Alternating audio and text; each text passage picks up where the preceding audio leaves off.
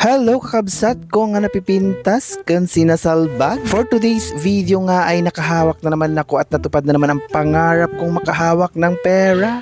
Sana all. Natupad nga ang pangarap kong makahawak pero hawak lang, hindi naman sa akin. Nagising nga ako ng maaga dyan guys dahil tumawag nga yung customer at sabi nga niya ay magpapagawa nga siya ng money bouquet para sa kanyang asawa. O diba mapapasana all na lang tayo lagi, sana all na lang, kailan kaya tayo makakatanggap ng ganitong pera. 43 pieces nga ng blue bills ang ating ilalagay dito guys dahil 43 years old na ang kanyang asawa. Wala nga din naman sinabi si customer na design or style ng bouquet or money bouquet na aking gagawin, pero sabi ko sa kanya ako na lang ang bahala. Kaya naman nung nasupot ko na yung pera ng isa-isa ay ginawan ko na nga ng design yung pera para hindi man masyadong malukot-lukot, ay ginawa ko na lang cabbage rose. Gumamit na nga pala ako dyan ng used na flower foam guys or floral foam para naman maitusok-tusok ko na yung mga pera.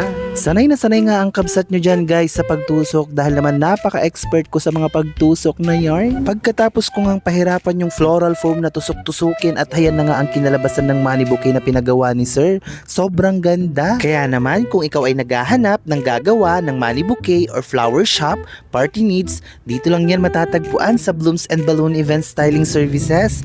Dito sa Purok 2, Turingan Street, Central East, Santiago City. O diba? Ang ganda! Thank you so much for watching! Bye-bye!